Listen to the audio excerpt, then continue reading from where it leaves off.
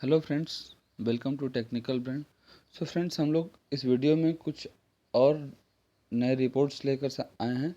और एक बार फिर से मैं बताना चाहता हूं कि इस वीडियो के जो कंटेंट्स हैं वो एडुटेरिया के बुक से लिए गए हैं।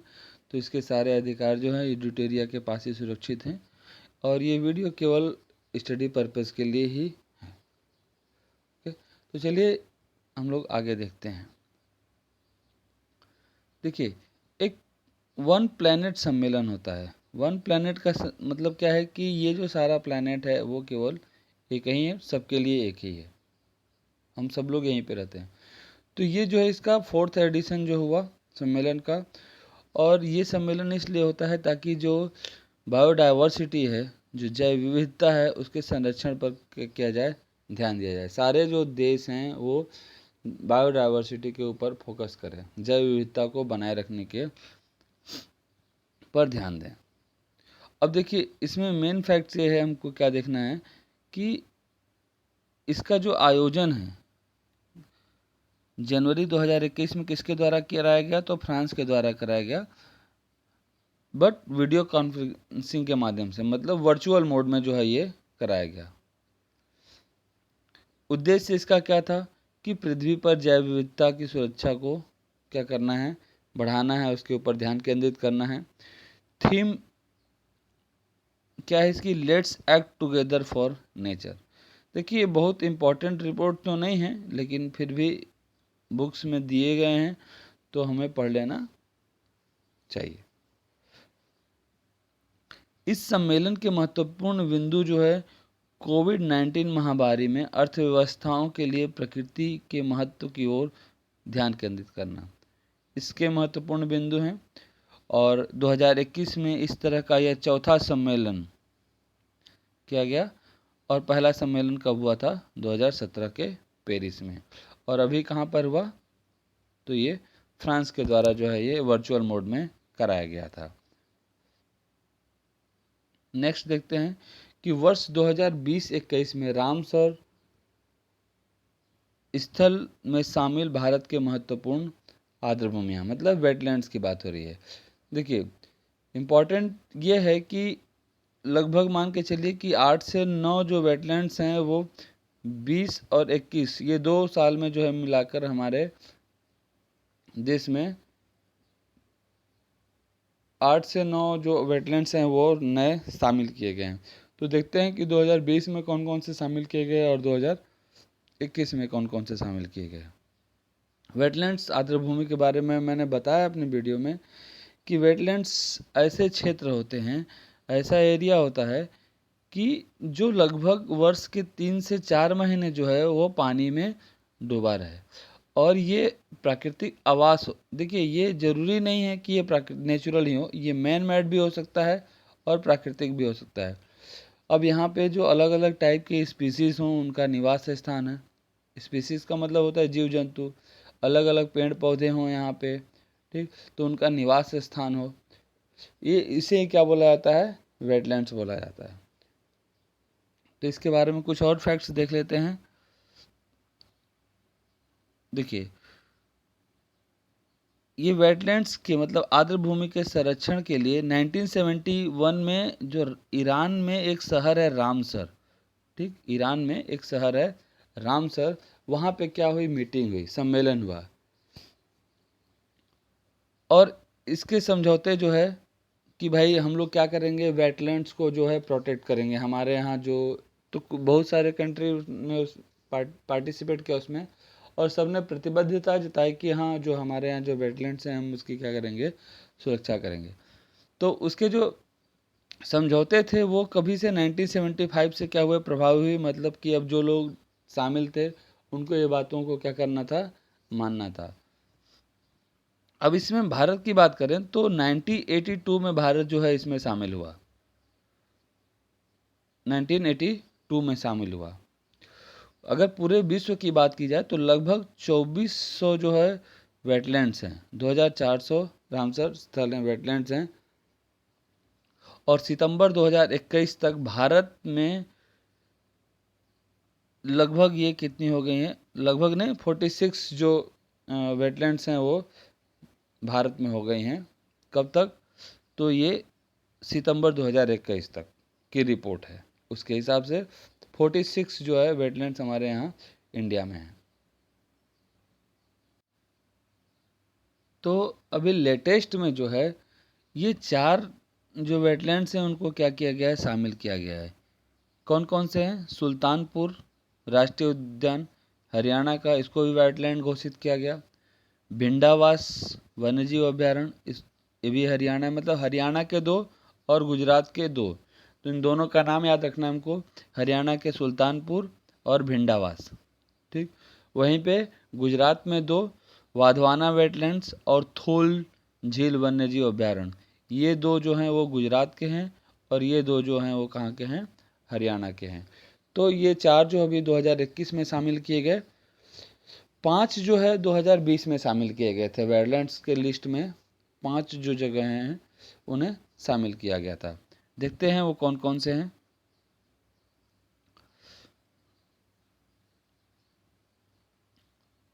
तो देखिए इसमें आसन कंजर्वेशन रिजर्व उत्तराखंड, फिर कंवरताल जो है ये बिहार का। तो ये जो है बिहार के एग्ज़ाम के पॉइंट ऑफ व्यू से जो है वो इम्पोर्टेंट हो जाता है कि बिहार का जो कंवरताल झील है इसे जो है 2020 में जो है क्या किया गया था? वेटलैंड्स की सूची में शामिल किया गया था। ठीक, उसके बाद लोनार झील महाराष्ट्र में, सुर सरोवर जो है वो कहाँ पर है? उत्तर प्रदेश में है, और सोतकर जो वेटलैंड है ये लद्दाख में है। ठीक, तो ये देखिए इसमें ये एक इम्पॉर्टेंट हो जाता है, तो सोकर आर्द्रभूमि मतलब कि वेटलैंड्स। ठीक, तो ये आप ज़रा ध्यान रखिएगा इसे। नेक्स्ट इसमें कुछ इंपॉर्टेंट फैक्ट्स है उसको देख लेते हैं कि सबसे अधिक अगर वेटलैंड्स की बात की जाए तो कहाँ पर है? तो 175 यूके में, यूके में। अब इस जो वेटलैंड्स की सूची है, इस वेटलैंड की सूची में मतलब जो इंडेक्स है इसमें सबसे पहले किसे शामिल किया गया था? तो ऑस्ट्रेलिया का कोबोर्ग प्रायद्वीप। ठीक, ऑस्ट्रेलिया का कोबोर्ग प्रायद्वीप को रामसर की जो सूची है, जो लिस्ट है उसमें सबसे पहले शामिल किया गया था। भारत का सबसे बड़ा जो वेटलैंड है, आर्द्रभूमि है, वो कौन सा है? सुंदरवन वेटलैंड, पश्चिम बंगाल का। अब देखिए यहाँ पर जो सबसे छोटा वेटलैंड है वो कौन सा है? तो रेणुका वेटलैंड हिमाचल प्रदेश में। अब ओके, हिमाचल प्रदेश में। उसके बाद देखिए एक हरिके बैराज है। ठीक, ये हरिके बैराज पे जो है भारत का पहला कृत्रिम आर्द्रभूमि, कृत्रिम मतलब मैन मेड, जो आदमी के द्वारा बनाया गया और उसको क्या कर दिया गया है? ये वेटलैंड जो है डिक्लेयर कर दिया गया है। तो कौन सा है? हरिके बैराज।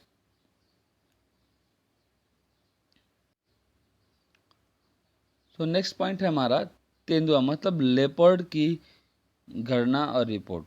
देखिए बाघ की गणना, लेपर्ड की गणना, कुछ चीज़ें जो है फैक्ट्स जो है माइंड में रखने पड़ेंगे। अब ये देखिए 21 दिसंबर 2020 को प्रकाशित किया गया।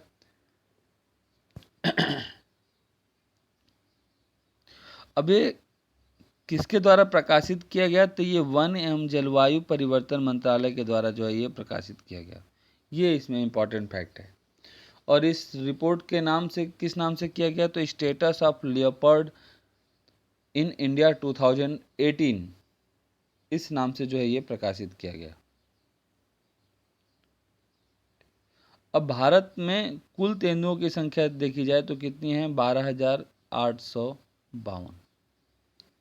12,852। अब सबसे ज़्यादा तेंदुआ कहाँ है? सबसे ज़्यादा बाघ जहाँ है, सबसे ज़्यादा तेंदुआ जो है वहीं है। तो सबसे ज़्यादा बाघ कहाँ है? मध्य प्रदेश में। तो तेंदुआ भी कहाँ पर हैं? मध्य प्रदेश में। सबसे उसके बाद दूसरे नंबर पे कौन आता है, तो कर्नाटक आता है, बाघ के मामले में भी तो तेंदुआ के मामले में भी। ठीक, उसके बाद महाराष्ट्र तीसरे नंबर पे, तमिलनाडु जो है चौथे नंबर पे। ठीक, एग्जैक्ट नंबर तो अब तेंदुआ हमको याद रखने की ज़रूरत नहीं है, लेकिन एटलीस्ट जो सीक्वेंस है वो हमें याद रखना पड़ेगा कि मध्य प्रदेश जो है पहले नंबर पे आएगा, दूसरे नंबर पे कर्नाटक, महाराष्ट्र तीसरे नंबर पे, तमिलनाडु जो है वो चौथे नंबर पे। उत्तर प्रदेश की बात करें तो यहाँ पर 316 जो है क्या है, तेंदुए हैं। और बिहार में देखिए, ये इम्पोर्टेंट पॉइंट्स हो सकता है कि बिहार में जो संख्या है वो कितनी है, 98, 98। अब देखिए, इसमें सबसे इम्पोर्टेंट चीज़ है कि 2014 से 18 के बीच में तेंदुओं की आबादी में कितने 60% की क्या हुई, वृद्धि हुई। 60% तेंदुओं की संख्या बढ़ी। अब मध्य भारत और पूर्वी घाट में सर्वाधिक तेंदुए जो है वो पाए जाते हैं।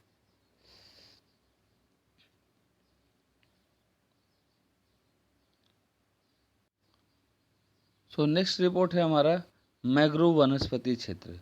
मैंग्रोव्स क्या होते हैं? देखिए, मैंग्रोव्स क्या होते हैं, जो समुद्री तट हैं, समुद्री तट हैं, फिर से जो खाड़ियाँ हैं, उनके किनारे का जो एरिया है, यहाँ पे जो है झाड़ियाँ होती हैं।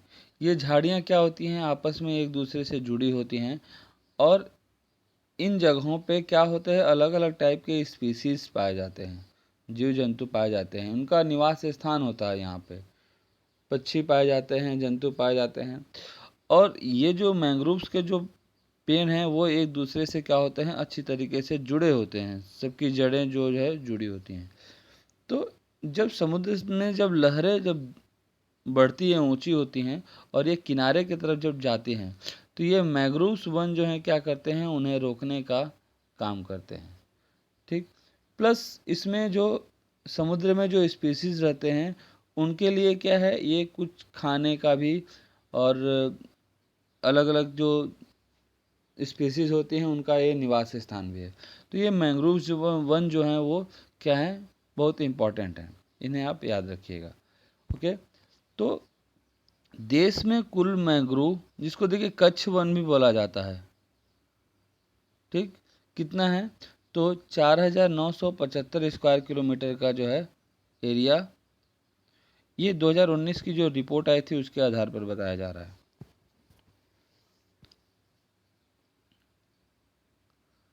तो लगभग अगर देश का पूरा अगर भौगोलिक क्षेत्रफल देखा जाए तो 0.15% जो है क्या किया है, मैंग्रोव ने ऑक्युपाई करके रखा हुआ है। फिर 2017 की तुलना में मैंग्रोव के क्षेत्रफल में 54 स्क्वायर किलोमीटर की वृद्धि हुई है। हालांकि ये वृद्धि कम है, लेकिन आज के परिवेश में वृद्धि हो रही है वही काफ़ी है। अदरवाइज लोग इसकी लकड़ियों को काट के ले जाते हैं, जो जलाने के काम आता है, लोग जला डालते हैं। तो ठीक है, इतनी भी वृद्धि हुई है, आगे चल के लोग जागरूक होंगे तो ज़्यादा वृद्धि होती रहेगी। बट ये मैंग्रोव्स वन जो हैं वो भौगोलिक दृष्टि से बहुत ही इम्पॉर्टेंट हैं। अगर बात की जाए कि सबसे ज़्यादा मैंग्रोव्स वन कहाँ पर हैं, देखिए इसमें पश्चिम बंगाल जो है वो सबसे ज़्यादा पहले नंबर पे है, और लगभग जो है 2112 स्क्वायर किलोमीटर का एरिया जो है वो पश्चिम बंगाल में मैंग्रोव्स वन का है। अब देखिए, सुंदरवन डेल्टा जो है सब वर्ल्ड का सबसे बड़ा डेल्टा है, और यहाँ पे भी क्या पाए जाएंगे, मैंग्रोव्स जो है वो पाए जाते हैं। और एक बात याद रखिएगा कि यहाँ पे सुंदरी के जो पेड़ हैं, ठीक, उसके कारण इसका सुंदरवन जो है डेल्टा नाम रखा गया है। दूसरे नंबर पे आता है गुजरात, तीसरे नंबर पे आता है अंडमान निकोबार, और चौथे नंबर पे आता है कौन, आंध्र प्रदेश। ठीक, तो पहले पे पश्चिम बंगाल, दूसरे पे गुजरात, तीसरे पे अंडमान निकोबार, और चौथे नंबर पे जो है आंध्र प्रदेश आता है। पांचवा नंबर भी देखिए महाराष्ट्र। और हाँ, ज़्यादातर ये मैंग्रोव्स वन कोस्टल एरिया में मिलेंगे। अब बीच के जो राज्य हैं उनमें आप मैंग्रोव्स खोजने मत जाइएगा कि सर इसमें बिहार का क्यों नहीं है, ठीक, यूपी का क्यों नहीं है? तो मैंग्रोव्स वन वो ऐसे ही वन, ये ऐसे वन है जो कोस्टल एरिया में क्या होते हैं, पाए जाते हैं। अब देखिए इम्पोर्टेंट फैक्ट्स इसमें ये कि कुल मैंग्रोव्स वन में पश्चिम बंगाल अकेले 42%, मतलब जितना हिस्सा पूरे देश में है 42% केवल पश्चिम बंगाल ही रखता है। सबसे ज़्यादा वृद्धि की अगर बात करें तो कितनी हुई है, 37 वर्ग किलोमीटर, स्क्वायर किलोमीटर में जो है केवल 45 में से 37 स्क्वायर किलोमीटर केवल कहाँ पे वृद्धि हुई है, तो गुजरात में है। और 16 स्क्वायर किलोमीटर कहाँ पर वृद्धि हुई है, तो ये महाराष्ट्र में हुई है।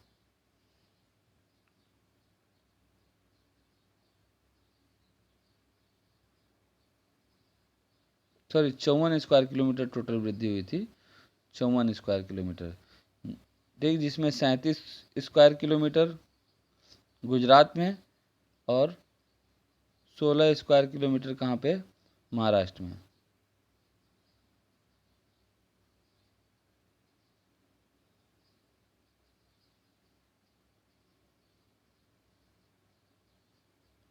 तो देखिए जो 54 स्क्वायर किलोमीटर की वृद्धि हुई, तो इसमें 53 स्क्वायर किलोमीटर का शेयर केवल किसके पास है, महाराष्ट्र और गुजरात के पास।